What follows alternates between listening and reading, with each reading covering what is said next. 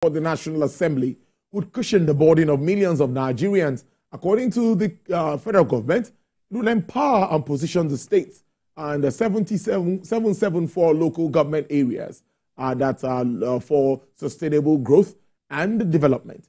The Minister of Information and National Orientation, Mr. Mohammed Idris, stated this while itemizing the benefits of the nationwide debate on the tax reform bills currently before the National Assembly. Now, Mr. Idris said the same day the Senate said it would embark on a wider consultation with critical stakeholders before embarking on the public hearing and over the landmark tax reform bills.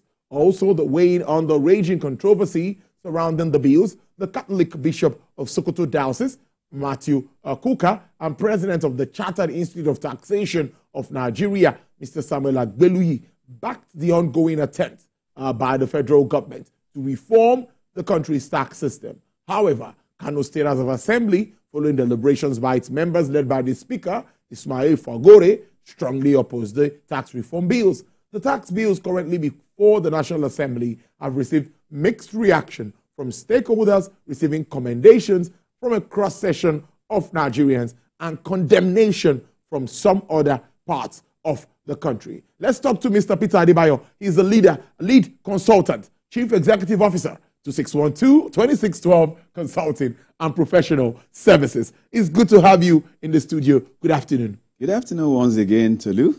And like I said, I hope it's not going to be too early to say Merry Christmas in advance. And that's true. You have a touch of red. I think red is a Christmas. That color is symbolic to. I'm already smelling Christmas. Merry Christmas to you. Yeah, thank you very much. But it's at the time where we have this back and forth about the tax bill, and this has become headline every day. You hear one comment or the other with regards to this. But I think we should start this way because I always like your the way you sometimes respond to the questions, giving us some in-depth into some of these issues. What is your own understanding of these bills before the National Assembly? Give an overview, because it's not just about making money. Some is about shared prosperity. Can you tell us about it? Thank you very much once again, Tolu. This is a very interesting topic. It's a very interesting debate. Just like you mentioned, it is expected that some people would welcome it, some people will criticize it, yes, some people will condemn it, but I can assure you at the end of it all, it makes the whole exercise very, very robust. One thing is imminent. A debate of this nature, we need to undertake as much of advocacy for enlightenment as possible. Because when you look at people who are condemning, when you look at people who are criticizing, a good number of them probably they don't have an idea of the import of this reform that has brought about the bills before the National Assembly. Of course, it's no more news. 4 bills have been forwarded to the National Assembly. Without having to be wasting time, of course, we know all the bills: the Nigerian Tax Bill, the Nigerian Tax Administration Bill, the Nigerian Revenue Service Bill, the Joint Revenue Board Bill, which is aiming to transform a joint tax board into a joint revenue board. JTB, right? Yes. JTB is going to become a JRB, Joint Revenue Board. Joint Revenue Board. Yes, now, hoping that the bills are going to be passed. If they're going to pass, so FRS will become Nigeria Revenue Service. Yes, that will be NRS. Yeah. Of course, if passed, like it does happen in other climes. But beyond that, it is very fundamental to ask ourselves, what have informed this reform? Beautiful. What are the objectives? What are the aims for coming to say we want to? And I think the administration has found out certain things. There is something I normally say. It is never too late to make a U-turn. When you discover that the path that you have been following will never take you to your destination of purpose. And that's exactly why it is the best time ever for us to think about all these reforms. We cannot afford to be doing things again and again, and we expect different results. Thank God we are a federation, we're a federal state. Our economy is driven by fiscal federalism, which is all about how do we generate revenue and finance public expenditure. Like you said, of course, I will not be ending the session today without some data, because towards the end, I'll be supporting with data, because now having told you what the reforms, what the tax bills are, I will go into the highlight. At the end of the highlight, I will want to relate the highlights to our economy using the budget system over the past years. And you'll see a reason why we need to pay more attention to revenue generation and revenue growth. Now, that's one. Two, the question is, what are the objectives that these reforms aim at what? Achieving. So many of them. But, in brief, you agree with me that this thing centers around economic growth and development. Now, the bills before the government will address a number of things, which include, one, we have the challenges of all this multi-layered taxation. That's why you see that Nigerians will complain and complain. We have too many taxes in Nigeria that ordinarily should not be there in the name of double taxation. The bills are going to be addressing, and they're going to be looking at ways of consolidating various legal frameworks that have to do with our taxation system in Nigeria. Of course, it's also going to provide room for expansion or widening of our tax base. What does that mean? We want to be able to put as many people in the tax net as possible, knowing that it is not everyone who is supposed to be in tax net that's actually in the tax net. All right? Now, apart from that, it's also going to help us to generate a high degree of sustainable revenue streams that will foster national development. I'm talking about the aims now and the objectives. Apart from those ones, it is expected that it's going to address a lot of complexities in our current tax system. Of course, it's another statement to say there are complexities in our tax system. Outside of that, it's also going to enhance and boost tax compliance. So those are the basic objectives for which these things are necessary. And that's why I said it is important for us to educate people. Over the past 1 week, maybe because those who have been calling me, they've been calling me my capacity as, oh, you are an expert, you are this, you are that. Somebody called me and said, look, are we sure that these tax bills, if passed to law, will not aggravate the tension, will not, further impoverish Nigerians? Do you get it? And of course, I took my time to let him know. Now, at this juncture, I think it is very important for us to use this your medium, to alleviate the fears of Nigerians. Yeah. A lot of people are agitated. A lot of people are exercising fears. A lot of people are asking questions around this. Tax apathy, anything that has to do with tax in Nigeria, nobody wants to hear. Yeah. By the time you are talking about reforming your tax system, mere hearing tax, people don't want to hear. Yeah. Because as far as they are concerned, tax is a problem for them. How is it going to help us? We are already hungry. We are doing this. We are doing that. So it is very important for us to allay fears and give reassurance to Nigerians that the 4 bills that are before National Assembly, definitely they are not going to do what? They are not going to inflict any form of harm. They are not going to inflict any form of injury. They are not going to put us into more difficult economic situations. Or rather, they will address key economic areas with particular emphasis and reference to what? Revenue generation in Nigeria through what? Through taxation and fiscal policy framework. And that will take me to the highlights. The highlights, this is exactly what we need, because a lot of people who are castigating, I want to be sure, I choose about my words, who are criticizing. Yeah. Some of them they are condemning. They don't have understanding of what the contents are and what these things are aimed to achieve. So, in a nutshell, what are the key highlights? If you look at number one aspect of it, it centers around youth empowerment. Look at all our youth today. Yahoo here and there. Now, that thing is aimed at what? Empowering our youth. Empowering our youth with digital economic opportunities. Digital economic opportunities, changes to tax laws that will attract what? That will attract all dimensions of opportunities within the global space. I'm sorry to butt in. We have laws as old as 1939. I heard Mr. Idile talking about it. And we are still staying with those kind of laws and not review them. You see, that was actually why I said we cannot continue to operate the same way and expect that there's going to be a difference. He cited the example of VAT. Yes. If you look at it, I mean, realistically speaking, Yes. the VAT we're operating is not a product of the act, so to speak, which is exactly what I was trying to, talk about. That's why I had to come from background of, pre-military era, during the military era. Yes. When we were, it was the sales tax that we were doing. And you will agree with me that the laws that we were following, that were guiding our economic activities in 1930, 1940, 1950, pre-independence, if there are those laws now that we're still operating, you can be sure that we're not going to be very realistic to ourselves. So these are some of the things that have made it imperative for us to undertake a major recalibration of our tax system to reflect, competitiveness within the global space, so that we can take our place within and amongst the Committee of Nations. So that's that. So there's no way. We don't have a choice. Nigerians must embrace it. National Assembly has the opportunity under this circumstance to take these bills with all the seriousness it deserves, or they deserve, in the interest of Nigeria as an entity. Of course, this is not going to be the time for us to start playing politics. The issues at hand, as far as these tax bills are concerned, they are so cardinal that they must be taken and considered in the overall interest of our economic growth and development, based on these highlights that we're going to be talking about.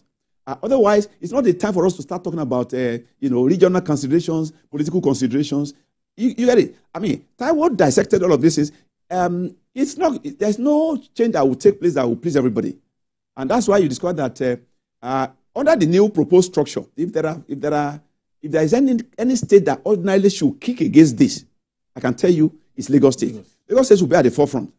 Do you understand? But in all of this, I think it is essential for Nigerians to understand why it is very, very important for us to support these tax bills in a manner. I mean, look at consumption today. Look at the cost of living in Nigeria. No matter how much you earn today, a huge chunk of your revenue goes into your standard of living, your cost of living, housing, transport, food. And if you take a look at the highlights of this reform is saying, if these things are approved, VAT on food takes a huge chunk of today. Everybody's survivor. Food, transportation, health sector, education, whatever tax burden that is associated with all of this, we will take them off. Now, if you run a business and you are able to generate business activities that provide turnover of 50 million and below, this is recommending 0% COT. I mean, CIT. Do you know what that means? Which means if you run a business that generates or attracts turnover of 50 million on a yearly basis. 25. Okay, 50 million. But now it's 50. Yeah. Okay, Finance Act broke it into 3. Okay. If you do 25 million and below, you are a small size. Okay. Under the Finance Act, no matter whatever you make by way of profit, it is 0. So you are not expected to pay tax. But if you do between 25 and 100, that's medium. That's where you're going to pay 20% of your accessible profits as a company income tax. But where you do 100 million and above, you are classified as a large organization. That's where the 30% comes into place. And when you also look at part of the things that are being proposed in this tax law, the 30% for large organizations is being proposed to reduce to 25%. All right? So when you look at all of these things put together, I mean, if there is going to be any agitation, Tolu, if there's going to be any fear, it should not be on whether to allow these bills to fly or to be passed. Even National Assembly, if there's anything that should worry them now, it should be, how do we guarantee, how do we secure effective implementation of all these tax bills in the event that they end up being passed into law? Of course, I have no doubt that by the grace of God, I mean, the National Assembly, they are going to look at it. So much more than whatever it is, we need to begin to find out and ask ourselves, how can we ensure that these things are implemented in a manner that will be able to at least achieve the reasons why those things have been passed into law in the first instance? It's a challenge when you look at what we face and I look at our budget for 2025. We're looking at about 47.9 trillion naira. That's what we're looking at for our budget. Yes. And many will tell you that revenue, again, is part of what is key here. Now, do you see this document, this bill too, as also a way to, augment all of the challenges government will have in regards to revenue? It's a two-in-one question. And also, we keep talking about the non-oil sector. Yes. What is happening? How productive is that space supporting government earnings? Now, let me respond to you by first of all talking about the aspect of budget you talk about. You say I like to take statistics. There's no way I can. I mean, if you look at what IWO has done, assignments. The assignments of the reform committee. The assignments are driven by data.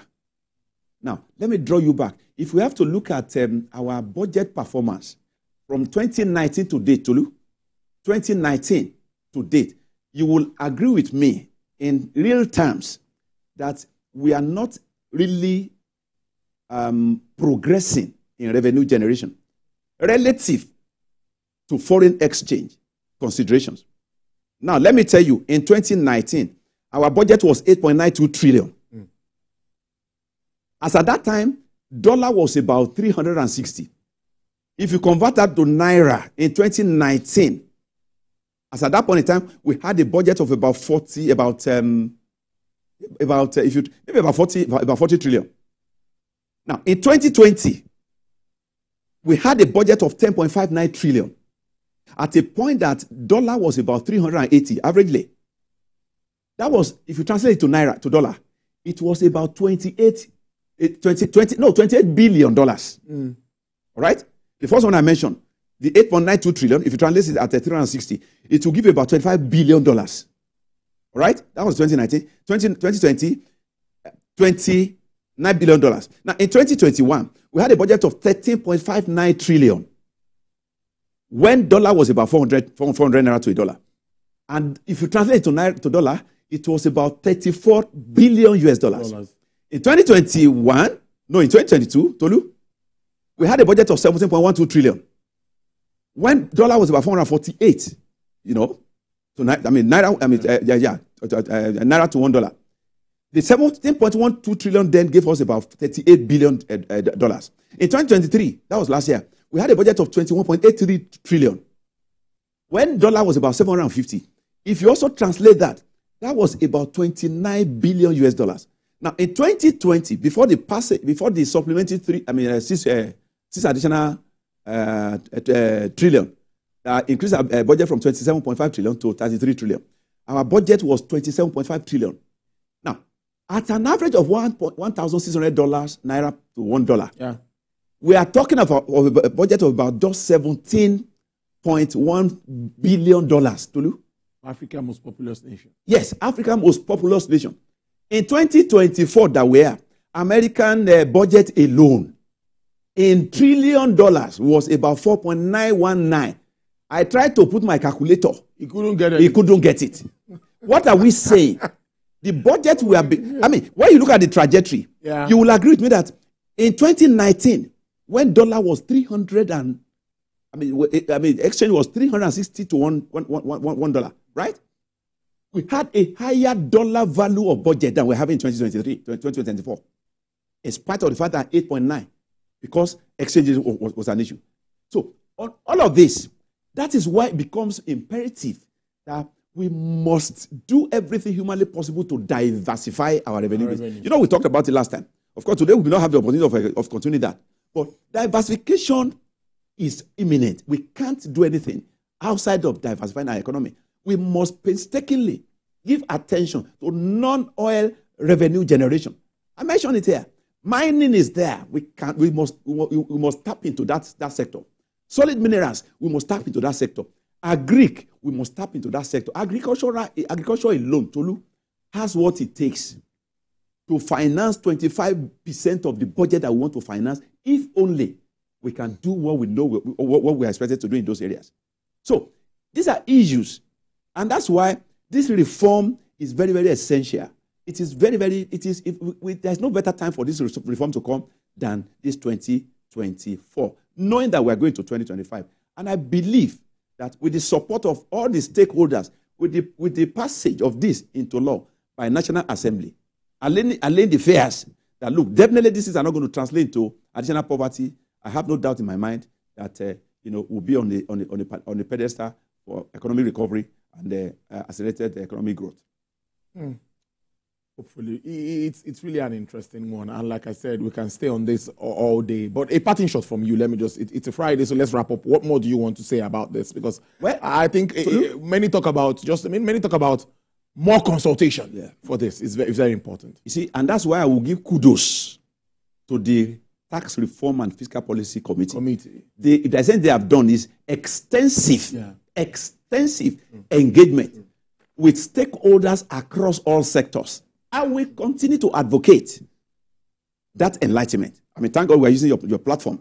What we're discussing here is not politics. Yes. It's engaging people, enlightening people who will not have the opportunity. A lot of people don't have the opportunity of listening to Taiwo present that thing at the National Assembly. A lot of people will not have the opportunity. But so many Nigerians have the opportunity of listening to television. Yeah. So those of us who will come to television, we don't have a choice but to continue to advocate so that we can increase our enlightenment by educating people more on why these reforms must be supported in the interest of economic development. When you look at all those things that are there by way of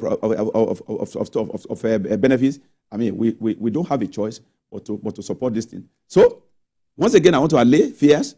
These reforms are not going to, under any circumstance, translate to more economic poverty. It's not going to translate to economic hardship, but rather it's going to it's going to eradicate taxation of poverty. You know, Taiwo has already said it. Yeah. We don't want to continue to tax poverty.